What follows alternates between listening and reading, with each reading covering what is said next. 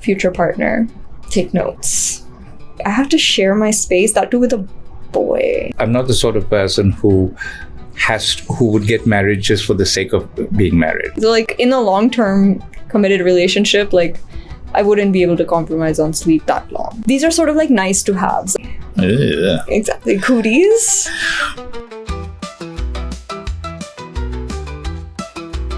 Hello and welcome to our first episode of A Candid Conversation Over Coffee. I'm Jamsheed and I'm your host for this evening.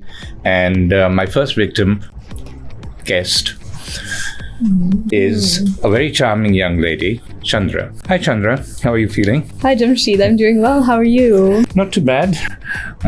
Nervous? Terribly. Speaking of coffee, is coffee your morning go-to drink?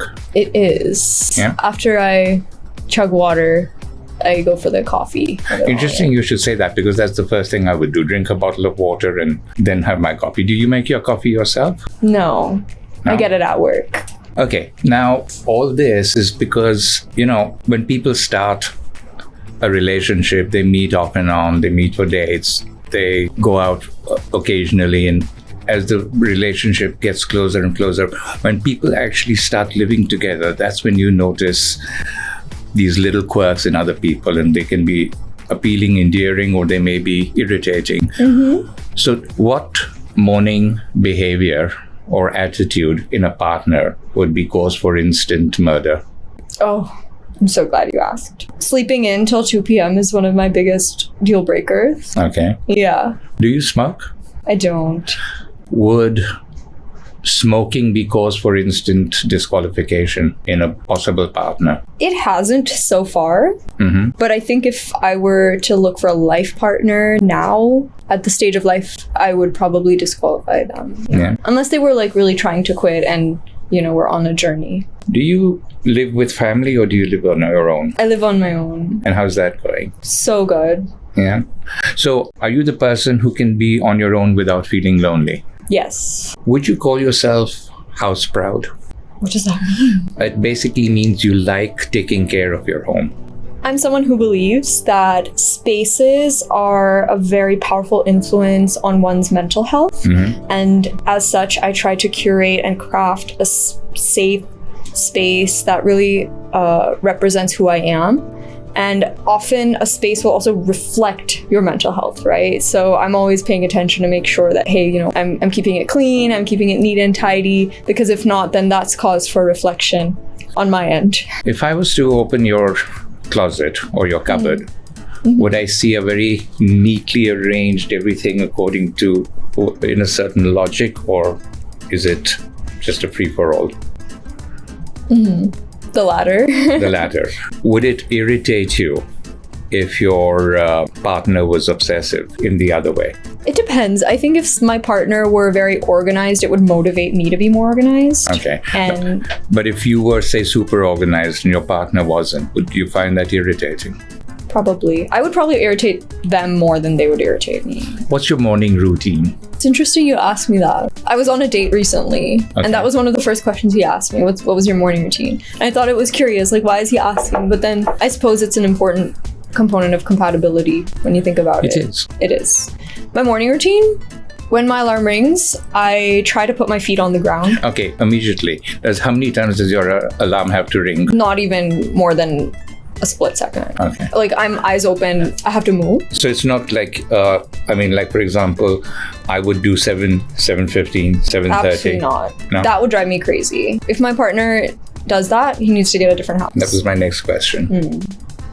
Find another room. Anyway, no, so I hate the sound of my alarm, so I don't want to hear it more than I need to, just enough to wake me up. Then I try to just put my feet on the ground. By that I mean, like, I'm not trying to lay in bed for too long after I wake up, because that hinders the momentum.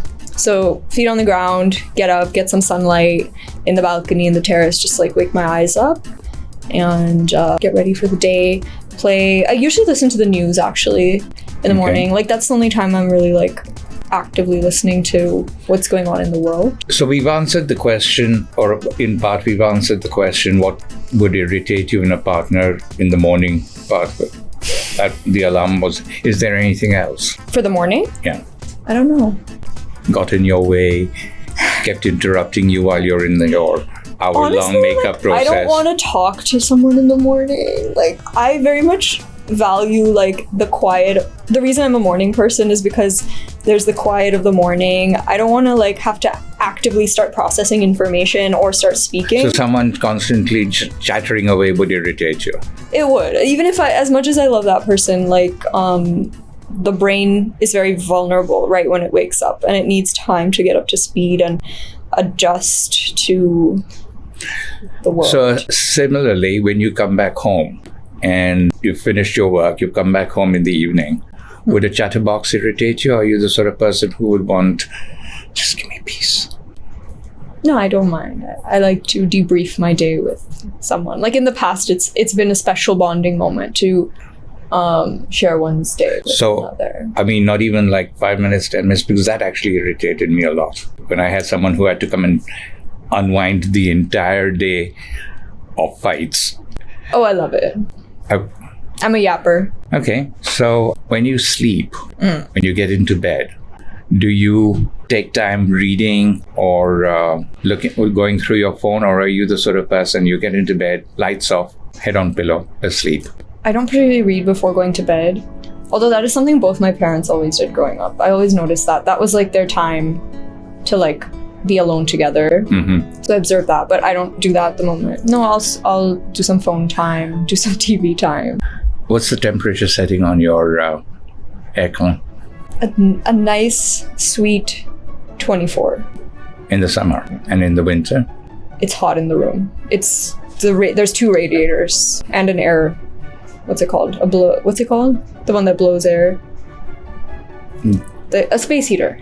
I have a radiator and a space heater going. They're supposed to actually be unhealthy. Yeah, also fire hazard. Yeah. Very much so. I'd be putting my blanket on top of the radiator. That is... No, not the blower definite one. No.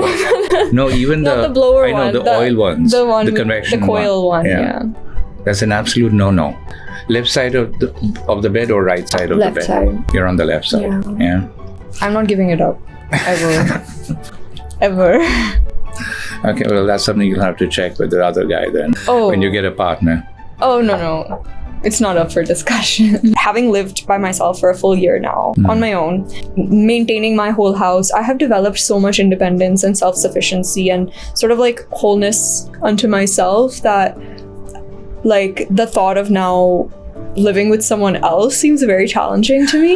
I was going to ask you that. My parents or my friends have been like, oh, would you live with roommates? Like if you move, would you want to get flatmates? You can get like a bigger place or whatever. And having had the unfettered freedom that I have had by living alone, to me, I'm like, dang, if I get married, like I have to share my space, that too with a boy. Ugh. Exactly. Cooties. What would you say would be your biggest hindrance of sharing a space with someone? I think it would be the inability to get alone time. Like, I think we would have to build it into the system where we get time apart. Because in the relationship that I had previously where I lived with someone, what ultimately broke us was not our morning routine or our sleeping schedule. It was the sheer amount of time that we were spending together and not apart. And not quality time together. It was really like we were in each other's space, but we were not actively bonding with each other or conversing. It was just like, oh, I'm trying to do my thing here and he's there. Or he's trying to do something and I'm just there all the time.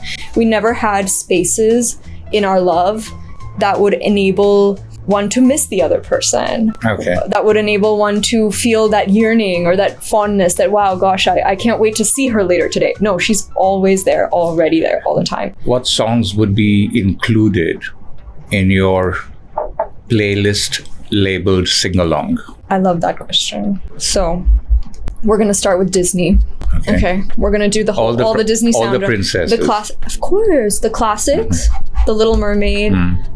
The Sleeping Beauty. The Beauty and the Beast. Okay, so like the oldies. Okay. And then we have the recent ones. We have the Frozen. We have the, Moana.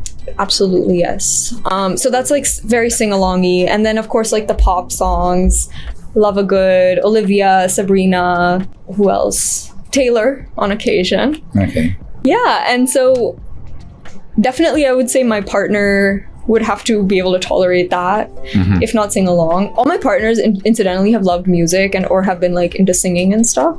So then we'd also sing like old Hindi songs or like ghazals or like... So your partner's singing along with you? Yeah. Yeah? That's really fun. That would be great. Future partner, take notes.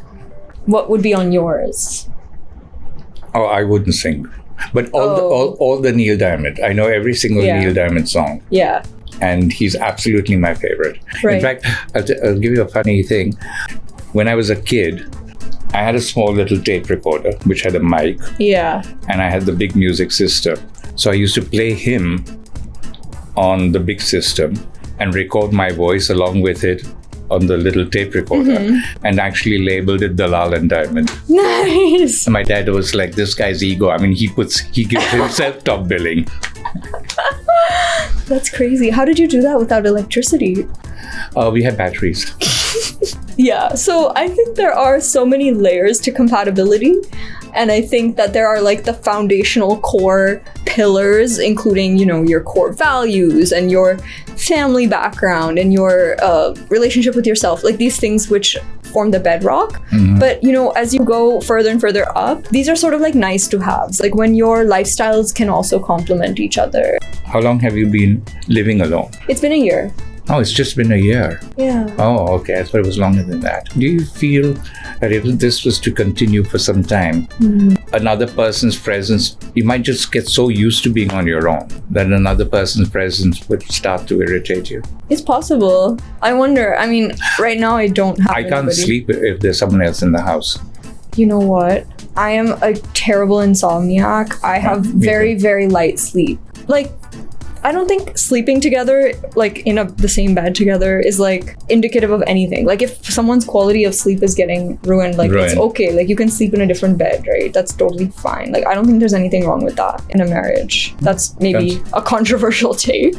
Well, but like, not to each their own, I would imagine, really. Yeah. Because I mean, I remember my girlfriend was such a light sleeper. right. And it got to the point where, because she was such a light sleeper, I actually had to wake up, gently make my movement, and then go back to sleep again. Otherwise, she'd be screaming at me. Exactly. And like that's no fun, right? Like That's to no have fun. to be doing that. So I feel like a partner would have to understand in my case that like my sleep is really important to me. I used to have a partner who was a total night owl, and he could also function on like 3-4 hours very happily. So I think people have different requirements as long as they don't come to bears with each other and clash. But when they do, it can be cause for friction. So it's an opportunity to either communicate and find a solution. So like in a long-term committed relationship, like I wouldn't be able to compromise on sleep that long. And truly, like when you start dating someone, like you start talking on the phone late nights, I say, okay, you're going out dates, they're running late and stuff like that.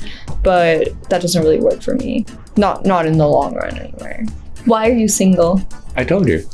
Couldn't find anyone stupid enough to say yes. Do you think that's the only reason? No, I think the main reason is because I didn't believe in forcing it. Yeah. And I'm not the sort of person who would get married just for the sake of being married. And I'm not scared of being on my own. I'm in fact now very, very comfortable being on my own. But because I didn't think of forcing it, it just didn't happen. I mean, it's not like I didn't want it to happen. It just didn't happen. But how do you feel about the institution of marriage? I have no problems with it. Yeah. I have no problems with it. Would you be open to getting married in the future? Difficult to answer now because, as I said, I've been single since 2007. And I'm so used to being on my own. I'm not sure I could actually have another person in the house. Yeah. That's a reality. What would you say is your biggest freedom being on your own at home? Like having complete selfish autonomy in my decision making for whatever I want to do. Like I'm in a phase of life where I'm enjoying doing whatever I want to do and making selfish decisions, because I know that there'll be a lifetime where I will be the ability to like, hey, I want to go hit up a cafe today. I want to try a new place. I want to do this, that. I think my whole life I'm gonna have other obligations, whether it's like to my parents, you know, to other family members, in-laws, children. Would a partner's dietary preferences be important to you? As long as it didn't affect mine. Yeah, but you'd be chill. Eat what you want. Yeah. I mean, especially because I am extremely carnivorous. Okay. So if you want to be a vegetarian or whatever it is, as long as I got my meat, I'm okay with what you eat. I think it would be more of a problem if someone was a hardcore vegetarian. And it might be more a problem for them than for you. That's what I mean. So finally, to wrap this whole thing up, what's your opinion on people living together before they actually get married? That's a great question. So I actually have lived with people in the past, like my partners, and what it does is it sort of intensifies the whole relationship. So it'll accelerate things, whether for good or for bad. In my case, like I think it accelerated the end, and which is a good thing in a sense, because if you're not meant to be, then you know, might as well get on with it. Well, similar experience. I mean, we went out for 2.5 years. We lived together for 7 months, and that was it. That was it. Exactly. Same here. So I actually feel that it's it's a decent test for long-term compatibility, living together. The other perspective that I've read is that it sort of takes the specialness away from, say, after you get married and then move in together. Because there's nothing that different, or it's not that exciting anymore. But I think as a society, we've moved past it, and you know, people can live together. There's all kinds of relationships now. Oddly enough, I know actually 2 people who lived together for 3 years, got married and divorced in a year. Okay. So it's not a surefire I don't think predictor. so. Yeah. But I mean, it's just an oddity that I have noticed. Anyway, thank you very much. Thank you, Jamsheed. Oh, thanks for the handshake.